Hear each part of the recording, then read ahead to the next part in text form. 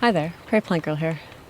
This morning I'm out in my yard. It's a beautiful, crisp fall day, and I still have potatoes that I need to harvest from.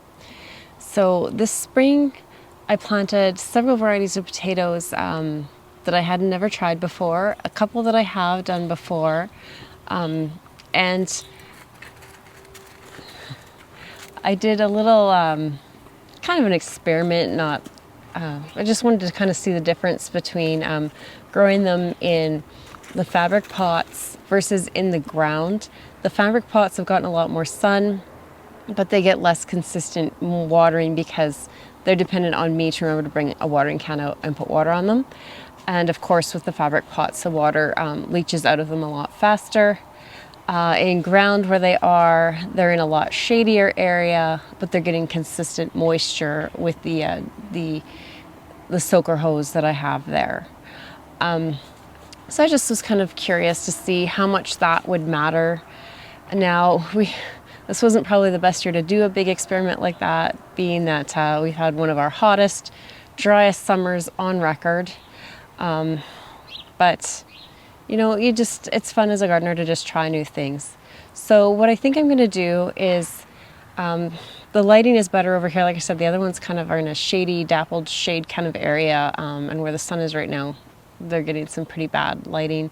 So I'm going to dump the pots out right here and try and keep them separated so I know what variety's what, have a look at them and see what's there. They've all been dried up and done for over a month now. They're just waiting for me to get to them. And they'll sort those out, have a look at the varieties from the fabric pots, and then I'll go over and try and dig up the ones in ground. So what I tried to do is do 2 potatoes for each variety, so 2 in the pots and 2 in ground. So we should have started out with the same type of thing, and they were all certified seed potato. I do have a little bit of a difference I have some Norlands here. The one Norland was planted up a little bit later in the smaller fabric pot, just because I dumped some out early and then replanted more. And then I do have another experimental shorter pot because I'd heard that you could grow them in just like 6 inches of soil. So I wanted to see how that would look. So we're going to dump those pots out today, see what came of it. It hasn't been a great potato year, and most people I've talked to around here have said, you know, they're getting smaller potatoes and smaller yields. But the potatoes I found that I have harvested have been really healthy potatoes. So I'd rather have fewer healthy potatoes than lots of scabby, hollow heart type potatoes. So I'm just going to get to it. I'll try and put the name of each variety up on the screen when I dump it out. And we'll just have a look at what I wound up with.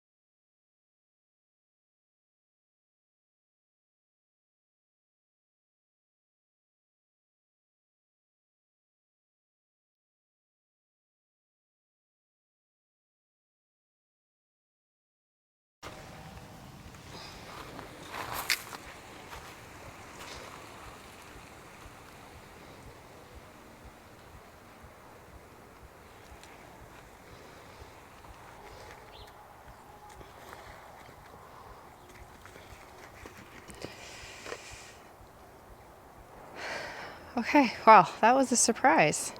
I actually didn't think I'd get this many potatoes out of those bags, considering the season we've had. So I'm quite happy with this. I don't have the Norlands here.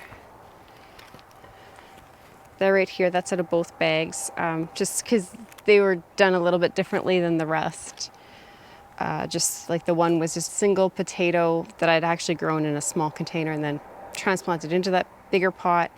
And then one was just kind of, I think it was about 6 seed potatoes in that short, wide fabric pot. I got a lot of potatoes out of there. I was impressed with that. But this is not bad for considering the harsh treatment, the hot, dry year we've had. There was 2 bags, and interestingly enough, the 2 bags with the white potatoes were both very wet, even though I've been taking care of all of them the exact same. But I think those 2 bags are made out of just a slightly different fabric than the rest. I made all those grow bags except for the short, wide one.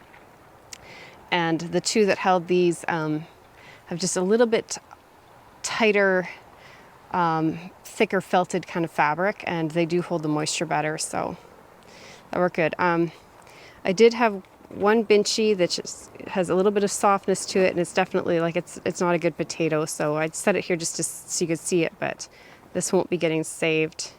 It's definitely started to rot. It might even be the seed potato. I'm not sure. It's just really odd. And I have one that has a little bit of scab on it here.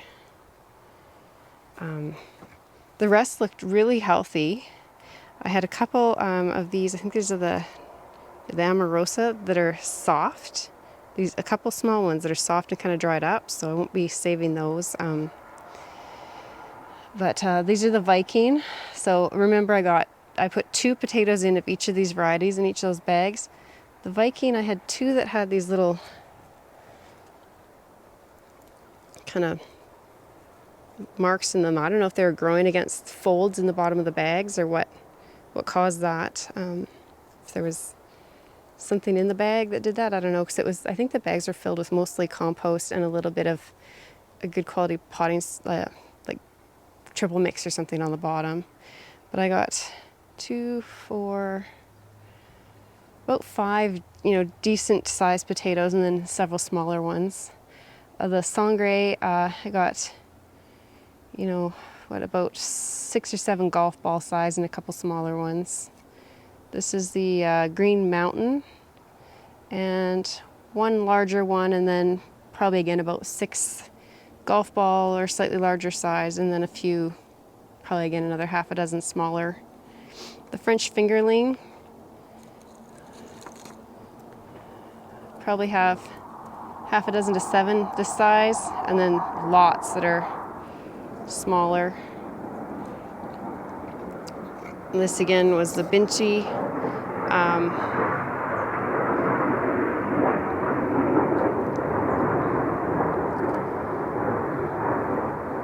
Couple real good sized ones, probably about 4 between these 2 sizes, one maybe a little bigger, and then at least a half a dozen or so, not including this one, that are about this size or slightly smaller, a couple in between. And then this is the Rhode Easterling, and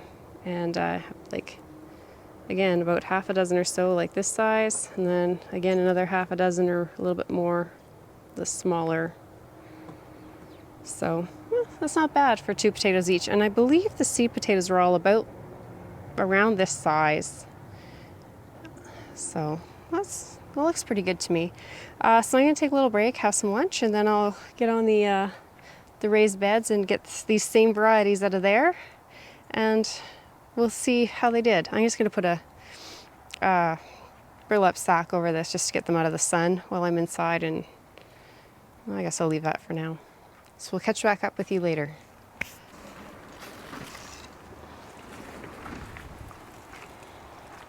Okay, so I went in and grabbed myself some lunch and ready to come out here and tackle these in-ground potatoes. So like I said, these are the same varieties that I had planted in the pots, and it's 2 of each variety.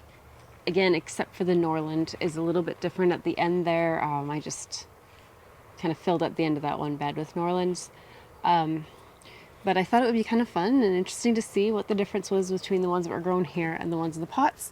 So I'll go through, it's 2 potatoes. They're just kind of done like one in the front of the bed, one in the back through the whole thing. So as I come to each variety, I'll show you what variety it is and pull them out and let you see what we get in the end. So hopefully my garden helper isn't in the way here.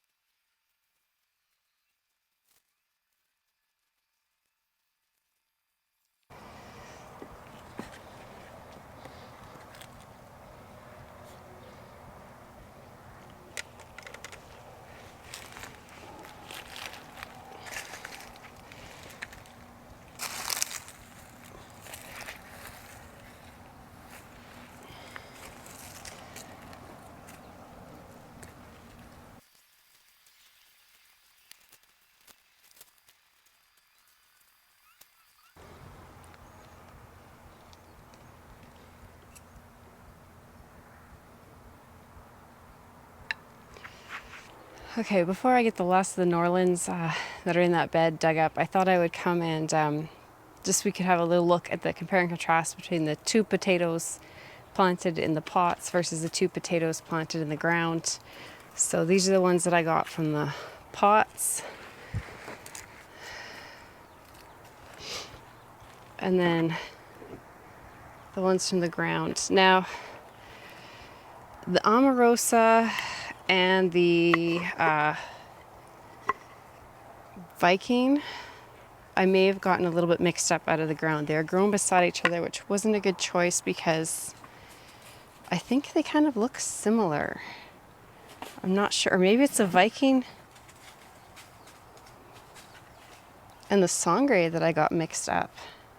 So I'll have to have a look in here and see because they were really close together and I just don't know which is which. So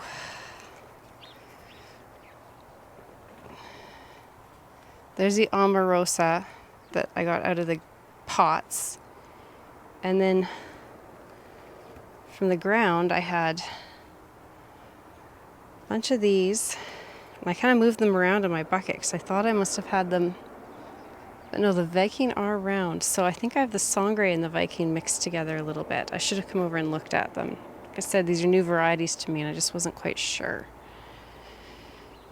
It looks like they might have a slightly different skin on them, so maybe I'll be able to tell. So I'm going to guess all of these long guys are the Omarosa, which means I got quite a few of those out of the ground and quite a bit larger than the ones that I got out of the pot. And so that's is what that is. So Omarosa here, I guess, would be better for me to be planting in the ground.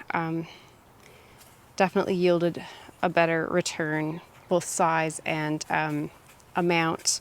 And they're both healthy potatoes. There might be a little bit of scab on this one. Yeah, there's definitely scab on this one here. Now, those beds were a lot wetter, especially in some areas, than the pots were. So I'm going to stick the Omarosa back in my basket here. I don't dump it out. Try not to mix these up too much.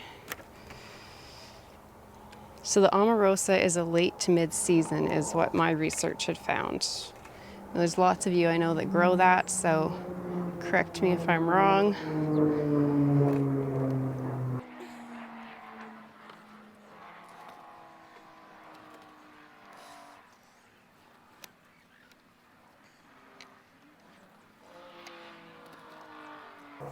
Okay, so let's see if I can tell the difference. Here's the ones that I pulled out of the ground that are either Viking or Sangre.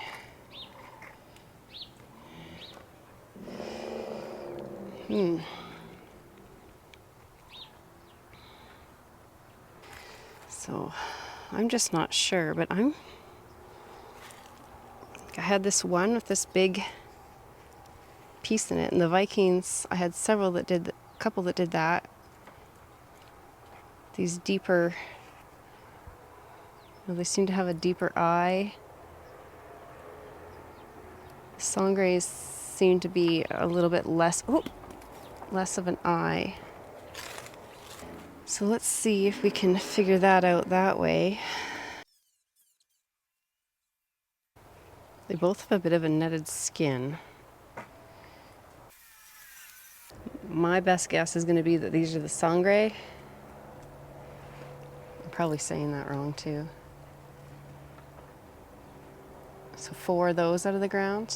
Probably almost the same weight, but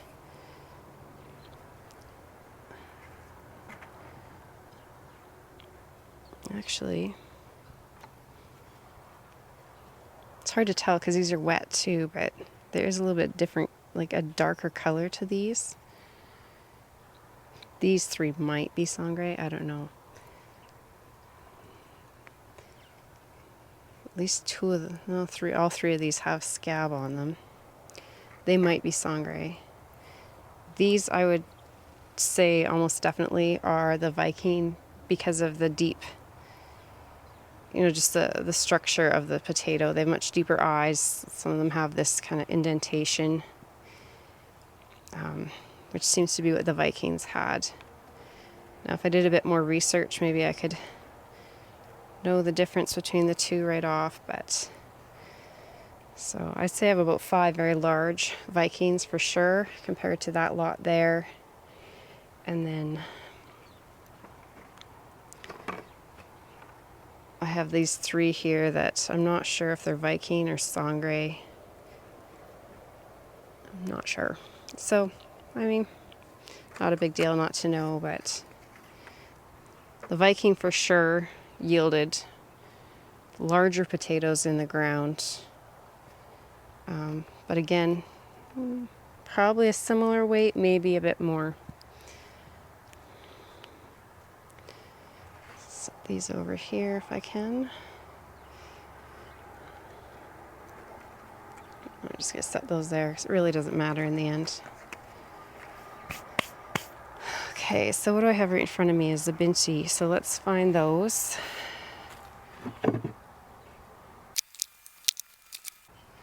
So that's the Binti again. And a lot more scab in the ground. I do think I had one with scab. Yeah, this one here had scab on it from the pots. But I think almost every single one from the ground had scab on it. Now, I'm sitting there for a long time and it was quite damp, so I'm guessing that's maybe partly why. I'm not really sure. That bed, I did have a little bit of trouble with scab in one of those beds there last year, and I thought I had changed out a lot of the soil. I thought I'd be okay, but maybe not. So there's the Binchi.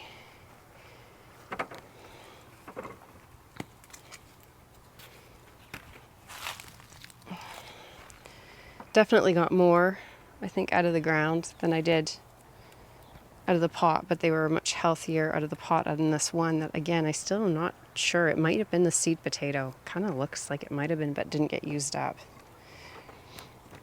which would explain why there was less potatoes. Or it was trying to, maybe it had rotten, was trying to sprout, but so that one's going to wind up just going in the trash.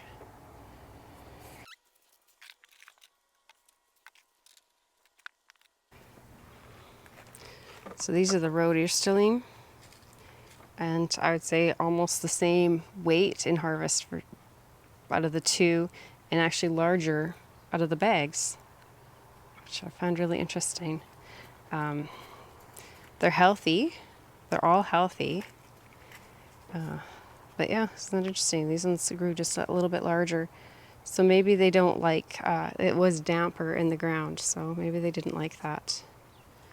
So that's the rhodiosterline. I don't know how to say that.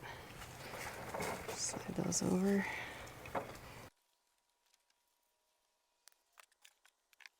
And then we have the Green Mountain. Again, there was less in the ground than there was in the pots. And larger, at least one, definitely larger than from the pot than was in the ground. So I'd say I got almost twice as much in volume from the pots than I did from the ground.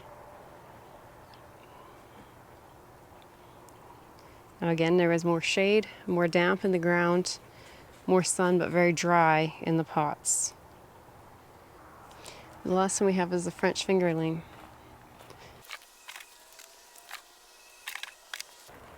So there's the French fingerling. I had one kind of wonky one.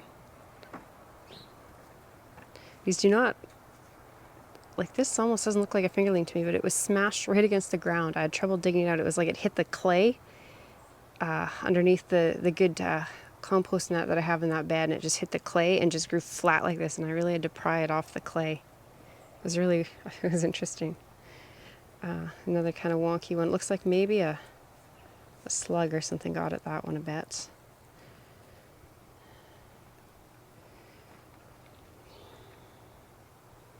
But pretty similar results, I'd say, between the two. The potatoes are a little larger out of the ground, but I mean, not a huge difference to me to say definitely grow them in the ground or the pots. You know, that they definitely want that drier, sunny location than the moist shade.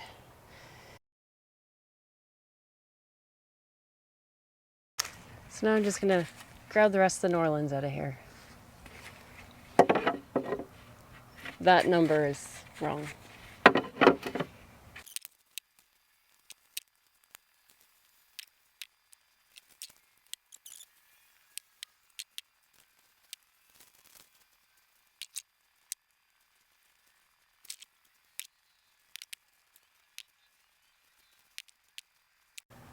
Okay, so my battery died while I was digging up the Norlands, but I got them all dug up, and I found the little tag that I had in there. It told me I had 8 seed potatoes that I started with, and it's not that great of a harvest out of there. So I don't know what to think of that. It was on the very, very shadiest part of my garden where these were growing, but wasn't much of a harvest. They're all looking like good, healthy potatoes though, so that's good. So I don't know. It seems like maybe, you know, erring on the drier side if you can get more light is the way to go with the potatoes, because the ones that were growing with just a little bit more shade and a little bit more moisture, most of the varieties had the same or a smaller return, and some of them had scab on them. So yeah, I don't know, that's what it seems like to me. I've always kind of thought that growing them in the ground gave me a better return, and probably it does if I have, you know, those same full sun conditions. But when I'm looking at my layout of my garden, this is just good knowledge for me to have. Hopefully you enjoyed this video, and hopefully gave you some insight into how I grow my potatoes, why I grow them, and maybe some things that you're doing in your garden and things that maybe you want to change as well. So thanks for watching, and we'll see you next time. Bye.